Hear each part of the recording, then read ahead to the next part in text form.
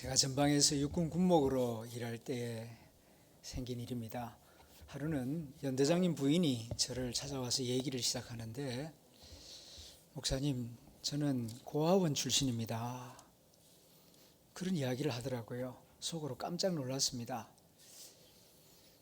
연대장 하면은 약 2,000명의 장병들을 책임지고 다스리는 최고 지휘관입니다. 그 부인은 200여 명 장교와 부사관들의 부인들의 부러움을 사는 그런 여성입니다. 그런데 왜 이런 말씀을 하실까? 그녀는 군산에서 태어났답니다. 아버지가 구세군 사관이었습니다. 구세군은 목사라고 부르지 않고 사관이라고 부릅니다. 그런데 1960년대 군산은 부산, 인천 다음으로 큰 항구 도시였습니다. 미군 부대가 있었고 큰 공장이 여러 개 있었습니다. 그래서 60년대 전국에서 많은 젊은이들이 군산으로 몰려들었는데, 부모가 될 준비가 되어 있지 않은 상태에서 아기를 낳은 젊은이들이 아기를 버리는 경우가 참 많았답니다. 그리고 경제적인 어려움으로 인해서 또 아기를 돌보다가 그냥 버리는 경우들도 많이 있었고, 그래서 1960년대 군산 거리에는 고아들이 참 많았답니다. 그 모습을 안타까이 지켜보던 그 김현장 사관은 자기 사제를 틀어서 이제 아이들을 하나 둘 자기 집으로 데리고 와서 먹이고 키우고 돌보았습니다. 그런데 그 수가 점점 많아졌어요. 더 감당하기가 힘들어서 부부가 함께 의논을 하고 아예 집을 팔고 가진 모든 재산을 다 팔아가지고 좀 외곽으로 나가서 크고 넓은 집을 구해서 아이들을 본격적으로 돌보기 시작했습니다. 그리고 그 고아원 이름을 일맥원이라고 정했습니다. 당시만 해도 우리 국가 자체가 워낙 가난했기 때문에 고아원에 무슨 국가적 도움을 전혀 받을 수가 없었습니다. 그러나 하나님이 주신 사랑으로 그 아이들을 잘 돌보았죠. 그 아이들은 행운아였습니다. 이 일맥원에 들어왔다는 것만으로 생명을 지킬 수 있었고 계속해서 따뜻한 돌봄을 받을 수 있었기 때문이었습니다. 문제는 그 구세군 목사님의 자녀들이었습니다. 아버지는 무슨 생각 때문인지 자기 그 4명의 자녀들을 고아들과 똑같이 키웁니다. 고아들이 먹는 음식을 똑같이 먹게 하고 똑같은 옷을 입히고 고아들과 한 방에서 잠을 자게 했습니다. 아버지가 성직자니까 그런가 보다 이해하려고 노력했지만, 그래도 가끔은 자기 친자식이니까 따로 불러서 좀 챙겨줄 줄로 기대했습니다. 그런데 전혀 그러지를 않았습니다. 정말 똑같이 대했습니다. 어떤 경우에는 너무 서운한 나머지 저분이 우리 아버지 맞나? 자녀들끼리 그렇게 수군거렸다고 합니다. 학교 공문서에 주소를 적을 때마다 군산시 문화동 일맥고아원이라고 적으니까 잘 모르는 선생님은 진짜 부모 없는 고아인 줄 생각할 때가 많았고, 또 친구들이 네 어디 사노? 그럴 때에 그 고아원에 산다는 말을 차마 할 수가 없어서 얼부머리고 도망칠 때도 들어 있었다고 합니다. 아이들이 자라면서 상급학교에 진학하게 될 때에도 자기 자식이라고 특별 대우하지 않았습니다. 똑같이 공부를 시켰고, 공부 재주가 있는 아이들은 상급학교에 보내고 좀 학습 능력이 떨어진다 싶으면은 취직을 하거나 기술을 배워서 생계를 준비할 수 있도록 그렇게 가르쳤습니다. 그때 그렇게 함께 자랐던 고아원 친구들 가운데에서 상당수가 사회에 진출하여 제법 큰 사업터를 일구게 되었고, 이제는 그분의 은혜와 사랑에 고마워하는 마음으로 십시일반 자기 물질을 그 일맥원 고아원에 계속 보내서 그 일맥원이 계속 발전하고 있는 모습을 보았습니다. 지난 여름에 군산에 갔습니다. 지금은 그 일맥원을 큰오빠가 경영하고 있다 하는 소식을 들었습니다. 그때는 몰랐답니다. 그래서 많이 서운했습니다. 그러나 지금 생각해 보니 아버지가 참으로 생각이 깊고 훌륭하셨고 정말 본받을 만한 어른이었다, 그렇게 생각을 하고 아버지의 그 시작한 고아원 사업이 중단됨이 없이 계속 이어나갈 수 있도록 형제들이 최선을 다하고 있다는 이야기를 들었습니다. 2021년 성탄절이 다가오고 있습니다. 성탄절은 하나님이 영광을 부리시고 인간의 몸을 입고 내려오신 성탄의 사건을 기억하고 기념하는 세계적인 명절입니다. 하나님이 인간이 되셨다. God became human being. 이것을 신학적으로 성육신 사건이라고 말합니다. 성육신, 영어로는 incarnation이라고 말하는데, 인이라는 말은 안으로라는 뜻이고 까르라는 말은 라틴어의 몸, 육체라는 뜻입니다. 그러니까 몸 안으로 들어오심, 그런 의미가 인카네이션인데, 천지 만물을 창조하신 영이신 하나님이 피조물 가운데 지극히 작은 한 인간의 몸 속에 들어오셔서 우리와 함께 거하신 사건이 크리스마스 사건입니다. 지난 주일에는 여자의 후손으로 태어나신 예수님이라는 주제로 설교했습니다. 오늘의 설교 주제는 성육신입니다. 성육신의 의미를 빌립보서 2장만큼 훌륭하게 잘 증거하는 말씀도 드물 것입니다. 바울이 성육신의 의미를 이렇게 잘 증거할 수 있게 된 것은 바울 자신의 체험과 깨달음 때문이라고 생각이 됩니다. 바울은 원래 예수를 믿지 않았지요. 예수님을 인격적으로 만나기 전에는 예수는 무능한 자요, 죄인이라고 생각했습니다. 그래서 그가 십자가에 달려 죄인처럼 죽는 것은 당연한 일이라고 생각했지요. 그런데 그런 예수를 구세주라고 믿고 따르는 예수쟁이들을 볼 때에 바울이 생각할 때는 정말 이해할 수 없었습니다. 한심한 인간들이라고, 어리석은 인간들이라고 생각했습니다. 예수는 사기꾼이라고 생각을 했습니다.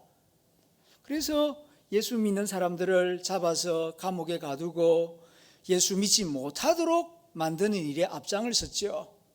하루는 다마스커스로 올라가서 예수 믿는 사람들을 잡아 감옥에 가두려고 올라가는데 길에서 대낮에 부활하신 예수님을 만나게 됩니다. 이 사건은 그에게 엄청나게 큰 충격적인 사건이었습니다. 예수님을 만나고 보니까 예수님이 진짜 하나님의 아들입니다. 십자가에 처형되어서 죽어 흙으로 돌아간 줄 알았는데 부활하셨어요. 어떻게 죽은 자가 다시 살아날 수 있습니까? 하나님의 아들이기 때문입니다. 예수님을 이렇게 만나보고 나니까 그가 지금까지 행한 일이 얼마나 잘못된 일이었는가, 하나님의 원수된 일이었는가를 깊이 깨닫고 회개하게 됩니다. 동시에 그는 의문을 하나 가지게 됩니다. 왜 하나님이 인간이 되셨는가? 무슨 목적으로? 그리고 하나님이 인간이 되신 이 사건이 의미하는 바가 무엇인가 생각하고 또 생각하고 기도하고 또 기도합니다. 아라비아 사막에 내려가서 다른 사람 일체 만나지 않고 그가 만난 예수 그리스도가 하나님의 아들이신데 어떻게 우리와 같은 인간이 되셨는가, 이 성육신의 의미를 깊이 생각합니다. 3년 동안. 그리고 그때 그가 깨달은 깨달음을 오늘 이 빌립보서 2장에서 간증하고 있는 것입니다. 그는 성육신의 의미를 크게 4가지로 증거하고 있습니다. 첫째는 창조주가 피조물이 되셨다는 것입니다. 성육신은 창조주가 피조물이 되신 사건이에요. 인간이 개미가 될 수 있겠습니까? 될 수도 없고 된다 하더라도 얼마나 힘든 일이겠습니까? 그런데 천지 만물을 말씀 한마디로 창조하신 전능하신 하나님이 많고 많은 인간들 가운데 하나의 작은 인간이 되셨어요. 이것이 성육신 사건입니다. 두 번째는 의인이 죄인이 되셨다는 것입니다. 하나님은 거룩하신 분이요 죄가 없으신 분이십니다.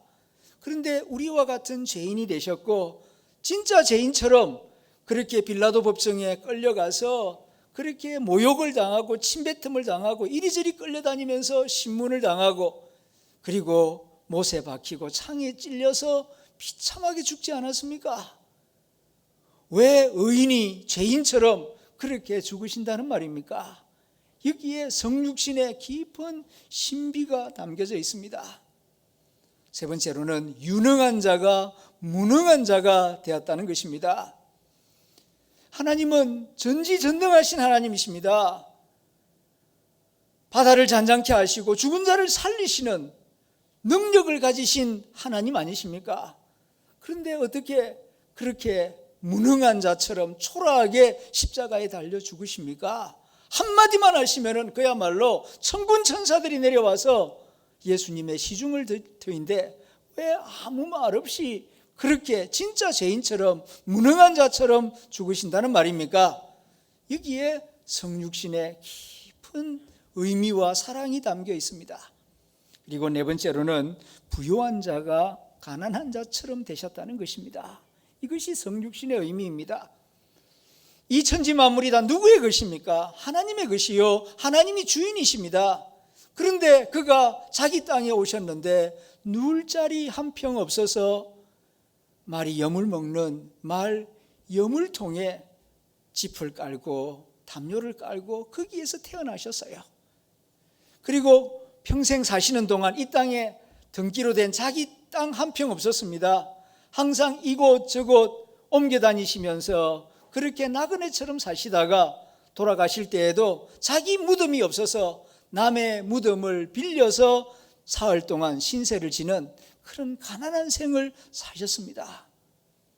원래 가난한 분이 아니잖아요.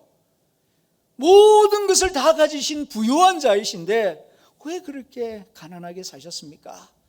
여기에 성육신의 깊은 의미가 담겨져 있는 것입니다. 인간이 되어 이 땅에 오신 예수님은 십자가에 피 흘릴 때만 고난을 당하신 것이 아니고 사실 말구유에 아기로 태어나셨을 때부터 고난이 시작된 것입니다. 생각해 보십시오. 인간적으로도 그렇지 않습니까? 50평 아파트에 살다가 예를 들어서 20평 아파트로 이사를 가야 할 때 그 20평도 내 집이 아니고 월세를 내고 살아야 하는 그런 좁은 집으로 옮겨가야 할 때에 얼마나 마음이 불편하고 초라해지고 그리고 좁아지는 느낌을 받습니까? 그런데 창조주가 피조물이 되는 그 심정과 고통은 오죽하였겠습니까? 왜 그런 고통을, 왜 그런 고난을 스스로 자초하십니까? 사랑하셔서. 하나님이 세상을 이처럼 사랑하사 독생자가 인간이 되게 하여 세상에 태어나게 하시고 우리의 친구가 되게 하시고 우리 죄를 담당하여 그와 같이 대속의 죽음을 당하셨다고 요한복음 3장 16절이 증거하고 있습니다. 예수님의 이런 성육신 사건, 성육신 은총을 바울은 빌립보서 2장에서 자기 비하, 자기 비움으로 이해하고 증거하고 있습니다. 성육신이란 뭐냐? 하나님 자신의 자기 비움이다. 그렇게 빌립보서 2장에서 말씀하고 있는데 특별히 6절부터 8절에 오늘 설교의 핵심이 되는 성경 구절이 잘 기록되어 있습니다. 한 목소리로 같이 읽어보겠습니다. 시작. 그는 근본 하나님의 본체시나 하나님과 동등됨을 취할 것으로 여기지 아니하시고 자기를 비워 종의 형체를 가져 사람들과 같이 되었고 사람의 모양으로 나타나셨음에 자기를 낮추시고 죽기까지 복종하셨으니 곧 십자가에 죽으심이라. 아멘. 하나님의 아들이 사람같이 되셨어요. 사람이 되셨어요. 그런데 그 사람도 누구나 다 부러워하고 되고 싶어하는 그런 사람이 아니고 어느 누구도 되고 싶지 않은 그런 낮은 모습, 종의 형체를 가지셨습니다. 여러분 보고 다시 태어날 때에 인생 가운데 하나의 인생을 한번 선택해 보라고 말씀하신다면은 말구유에 태어나고 자기 소유 한 평 없이 살다가 죽을 때에는 극악범 죄인이 되어서 십자가에 못에 박혀 죽는 그런 운명, 그런 인생을 선택할 사람 없을 겁니다. 저도 그런 인생이라면은 선택하고 싶지 않습니다. 그런데 하나님의 아들은 사람이 되시되 가장 낮은 자의 사람 모습을 택하시고 그 삶을 살아내셨다는 것입니다. 성육신은 이런 것입니다. 그래서 바울은 예수님의 성육신을 증거하면서 자기를 비워, 두 번째는 종의 형체를 취하심, 세 번째는 사람과 같이 되심, 네 번째는 죽기까지 복종하심, 이와 같은 단어들을 사용해서 하나님의 아들이 인간이 되신 성육신의 의미를 우리에게 깊게 분명하게 아름답게 증거하고 있는 것입니다. 성육신은 사랑입니다. 사랑하지 않는 자는 성육신의 삶을 살아갈 수가 없기 때문입니다. 성육신은 또한 겸손입니다. 겸손한 자가 성육신적인 삶을 살아가게 됩니다. 또한 성육신은 선교입니다. 하나님의 사랑과 복음을 전하기 위하여서 하늘 보좌를 버리시고 우리와 같은 원주민과 같은 그런 모습을 취하신 것입니다. 실제로 선교를 잘하기 위해서는 성육신적인 지혜를 배워야 하고 또 그런 삶을 살아야 합니다. 선교를 잘하기 위해서 가장 첫 번째로 필요한 것은 친구가 되는 거예요. 친구가 되지 않고 복음을 전할 수는 없습니다. 친구가 되되 좋은 친구가 되어야 합니다. 좋은 친구가 되려면 오만과 편견을 버려야 됩니다. 오만과 편견은 좋은 친구가 되는데 치명적인 걸림돌이기 때문입니다. 오만과 편견 대신에 겸손과 공감의 마음을 가질 때에 가까이 다가갈 수 있고 친해질 수 있고 서로가 마음과 마음을 주고받으며 신뢰하는 관계가 될 때에 거기서 하나님의 사랑과 복음이 힘있게 증거될 수 있고 증거되는 복음을 마음문을 활짝 열고 억셉트하고 받아들여서 믿음의 역사와 중생의 역사가 일어날 수가 있는 것입니다.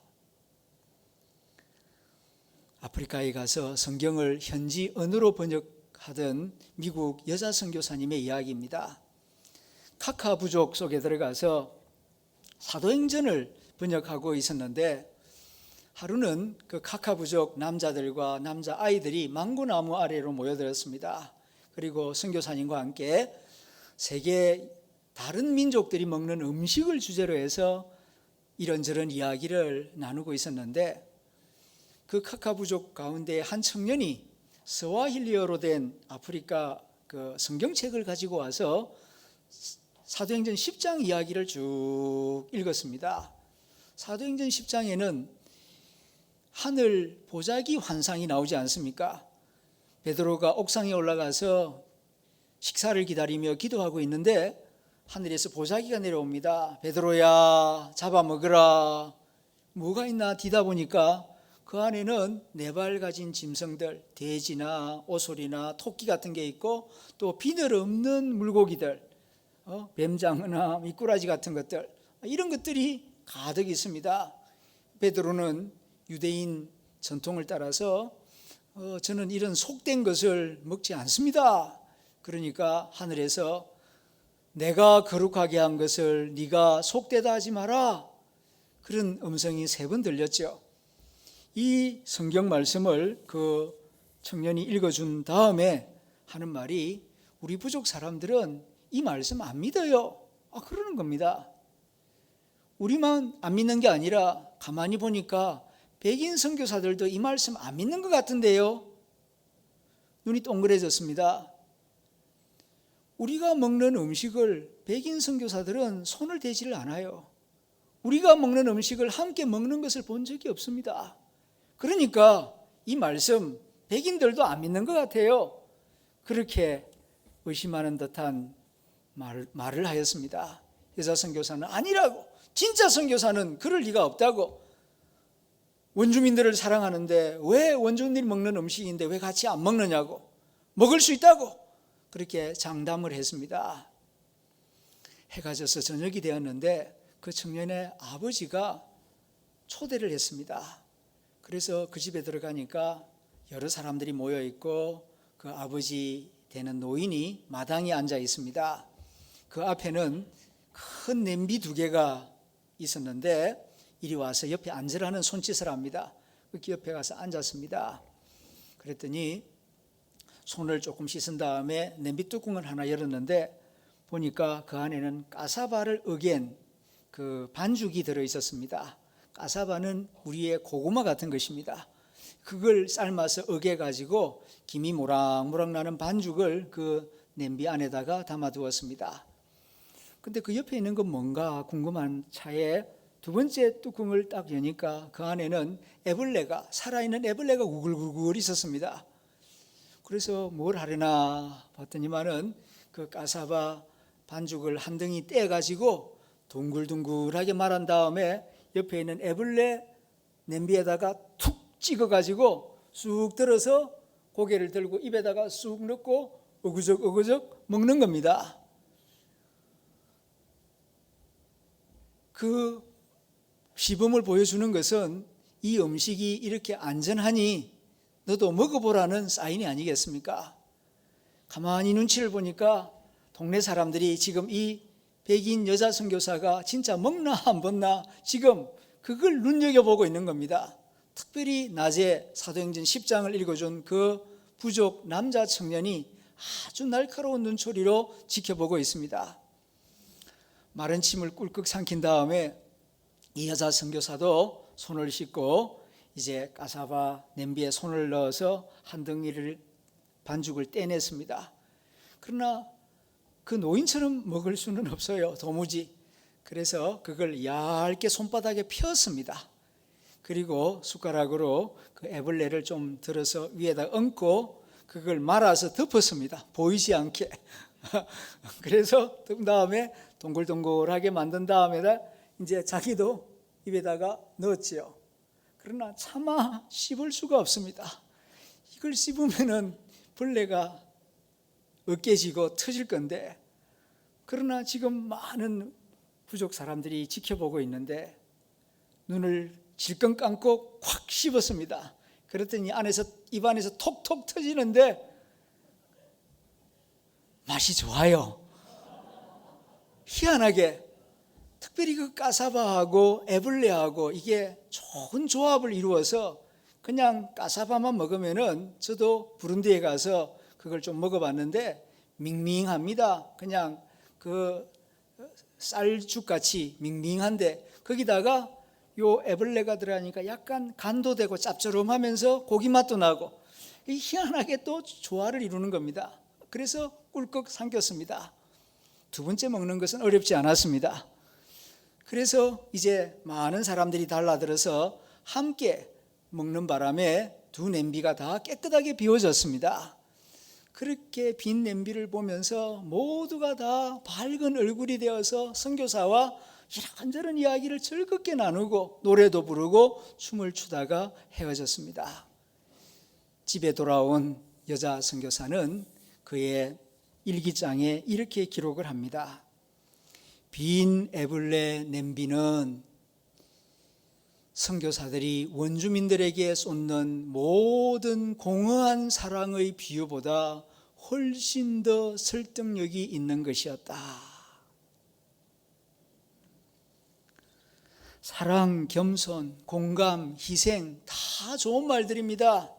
그런데 무엇으로 그러한 말들이 빈말이 아니라는 것을 증명할 수 있을까요?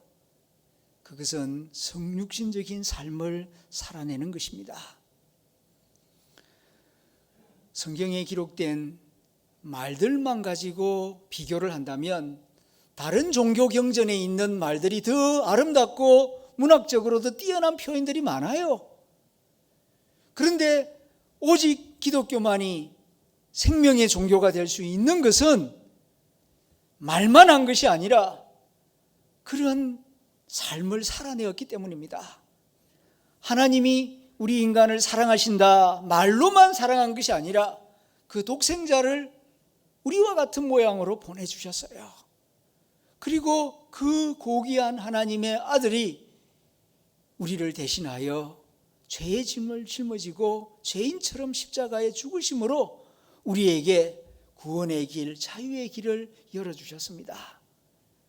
이 십자가가 있기 때문에 기독교의 진리는 다른 종교가 모방할 수 없는 생명의 능력을 증거할 수가 있는 것입니다. 할렐루야!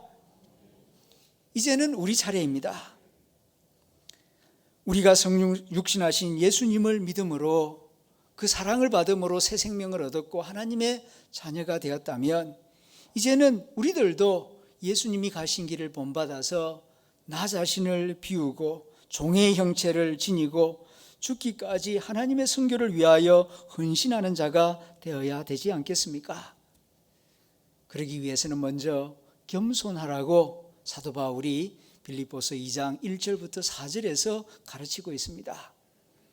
예수님처럼 말구유에 태어나고 예수님처럼 십자가에 죽을 수는 없다 할지라도 예수님의 성육신의 사랑과 희생에 대하여 진심으로 감사하는 마음을 가진다면 남을 나보다 낫게 여겨야 합니다. 아무리 선한 일이라 할지라도 마음을 같이 해야 합니다. 내 이름 높이려고 나 혼자 단독적으로 하기보다는 내 마음을 낮추고 남을 나보다 낫게 여기면서 겸손의 길을 걸어가는 것이 성육신적 삶을 사는 첫걸음이 됩니다. 교만한 자가 어떻게 주님의 사랑을 바르게 이해할 수 있고 증거할 수 있겠습니까? 오직 겸손할 때에 성육신적 사랑을 이해할 수 있고 바르게 실천할 수가 있는 것입니다. 하나님이 인간이 되심은 최고의 겸손이며 최고의 공감입니다. 신학자 어거스틴은 성육신의 의미를 이렇게 말합니다. 하나님이 인간이 되는 동시에 인간을 하나님처럼 되게 하시려는 하나님의 자기 희생이며 사랑이라고. 그렇습니다. 성육신은 하나님이 인간이 되는 것만이 아니고 또 인간을 하나님처럼 되게 하시려고 성육신하신 것입니다. 비천한 우리 인간을 존귀하신 하나님의 아들의 형상을 닮아가게 하시려고 높은 하늘 보좌를 버리시고 이 땅에 내려오셨고 우리로 하여금 정결하게 되어 그리스도의 형상을 함께 닮아가자고 인간의 몸을 입고 이 땅에 오신 것입니다. 오늘 아침 아주 적은 양이지만 대구에 첫 눈이 내렸습니다. 눈이 내리면은 그 프랑스 샹송이 생각이 나죠. 눈이 내리네 똥브라네제 뚜네 비앙드라 바세스와 이렇게 시작되는 노래 아마 들어보셨을 것입니다. 그런데 저는 모스크바에 있으면서 하얀 눈이 내리는 것을 보면서 그리고 그 눈이 녹아서 질퍽질퍽해서 아주 더러워져서 하수구로 내려가는 그 모습을 가만히 지켜보다가 눈은 꼭 예수님의 성육신과 같다 하는 그런 생각을 한 적이 있었습니다. 하늘에서 내리는 눈은 순백색입니다. 정말 어린아이같이 깨끗하고 순결합니다. 하얀 눈은 수줍은 듯이 소리 없이 겸손하게 내려와서 땅 위에 떨고 있는 모든 것들을 엄마처럼 솜이불처럼 덮어줍니다. 울퉁불퉁한 것들, 지저분한 것들, 시끄러운 것들, 상처 입어서 잠 못 이루고 있는 것들을 모두 다 말없이 사랑으로 덮어줍니다. 그러다가 기온이 이제 상온이 되어서 추위가 물러가고 고난의 시간이 물러가면 하얀 눈은 말없이 녹아서 땅 위에 더러운 것들을 씻어주고 자신은 더러운 물이 되어 하수구로 흘러 낮은 곳으로 더 낮은 곳으로 흘러 푸른 바다로 갑니다. 하늘에서 내리는 눈 속에서 아기 예수님의 모습을 봅니다. 그리고 눈이 녹아 하수도로 흘러들어가는 눈물을 보면서 모든 죄와 더러움을 자신이 지고 골고다 언덕으로 올라가신 예수님의 모습을 봅니다. 이제 말씀을 맺습니다. 설교 서두에서 언급했던 군산 일맥원 고아원 원장 목사님, 버려진 고아들을 사랑으로 보살피기 위하여 자기 자녀들을 고아들과 똑같이 키웠습니다. 자녀들도 서운했고 아버지 마음도 많이 아팠습니다. 세월이 지나 자녀들은 아버지의 그 마음을 이해했고 이제는 존경하는 마음으로 아버지의 사역을 이어받아 고아원을 아버지처럼 기독교 정신으로 사랑으로 경영하고 있습니다. 아버지는 천국에서 그렇게 자기를 이해해 준 자녀들에게 고마워할 것입니다. 다행히 고아원에서 자라난 그 아이들이 이제 어른이 되어 그때 고아원장의 사랑과 희생을 알고 감사하는 마음으로, 보답하는 마음으로 군산 일맥원 고아원을 적극적으로 돕고 있는 것처럼 이제 아버지 하나님의 사랑으로, 예수님의 희생으로 구원을 받은 우리도 하나님의 사랑에 보답하는 삶을 살아야 할 줄로 믿습니다. 기도하겠습니다.